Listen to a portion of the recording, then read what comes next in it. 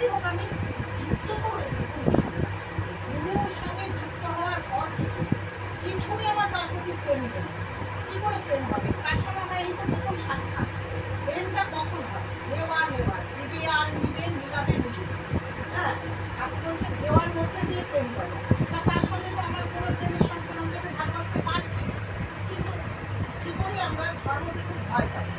বাবা পাপ হবে, ঠিক আছে ঠাকুর চাপালে করি, এভাবেও করি।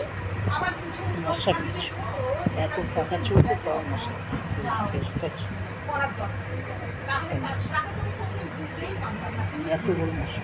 আমি শুধু একটা কথাই বলি, দীক্ষা নিয়েছো স্কুলে স্কুলে যায় মানুষ, পড়াশোনাতে ভালো লাগে। ছোটবেলায় কেউ আমার নাতিকে অল্পাই বলে কে যে পড়াশোনাটা শুরু করেছে, আমরাও ছোটবেলায় ভালো সব ভালো, শুধু বইটা বাদে পড়াশোনা।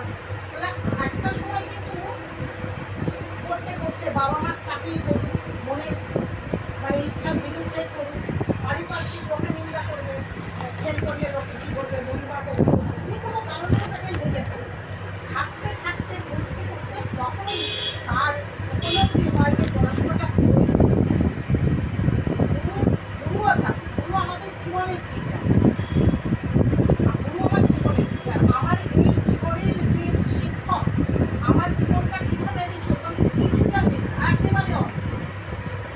একেবারে কিছু জানি না। কেননা বাবা মার মধ্যে থেকে আমরা একটা সংস্কার পাই, শিক্ষা কতটা পাই জানি, পারিবারিক একটা শিক্ষা থাকে, আর কিছুটা আমরা পরিবেশ থেকে নিই। কিন্তু নিয়ে কোনটা আমার জীবনের জন্য ঠিক এটা কিন্তু আমরা উপলব্ধি করতে পারি। তাতে কি হয়, ভালো হতে পারে, মন্দ হতেও আমরা চলে যাই। কিন্তু আমাদের জীবনের যে শিক্ষক থাকে, গাইড থাকে।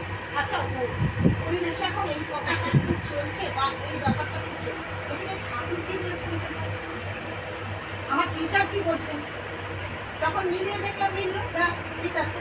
যেটা মিলল না আমি সেটাকে অ্যাভয়েড করলাম, করে ঠাকুর ওই জায়গাটা কি বলেছে সেভাবে চলো। কত সুন্দর জীবন। নির্ভর করো, নির্ভয় হবে, কথাটা কেন বলছে? সম্পূর্ণ তার উপর নির্ভর করো, নিজের বুদ্ধি খরচ করে তো হবে না কিছু।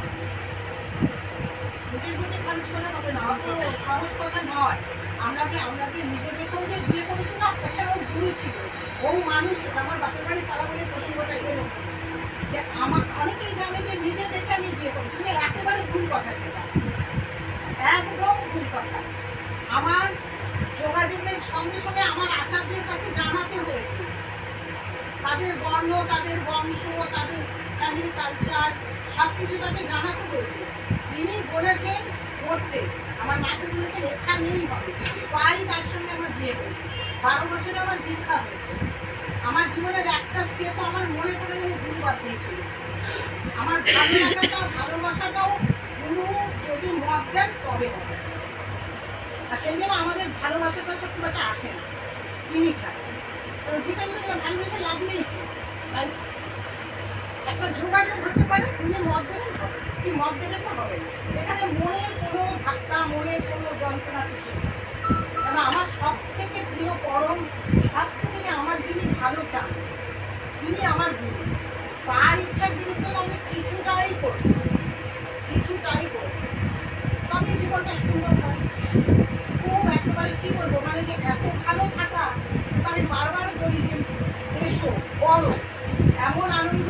অনেক সত্যি কথা, অনেক সত্যিকার কথা বলে না, মানে আসলে তুমি যে 12 বছরের দীক্ষাটা নিয়েছিলে, প্রথম থেকেই যে তোমার গুরুকে নিয়ে চলা, মানে আমার পরিবার, আমাদের পরিবারে এইভাবে আমরা বোঝাতে পারি। কেন আমাদের দীক্ষা আমি তৈরি করেছি। আপনি যে বারবার বললেন 12 বছরের দীক্ষার কথাটা তো এমনি বলেন, একেবারে মানে সে বলে না কুড়ি ফুটতেই হাত পা।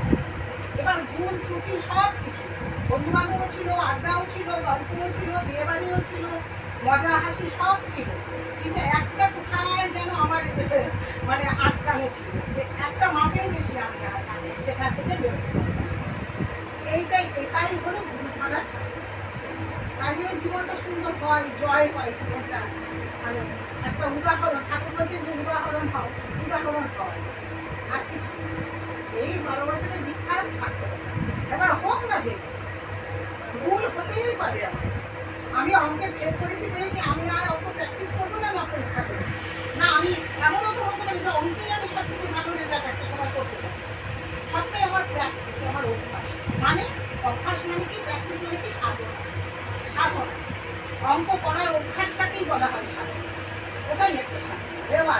মেটাতে পারে না।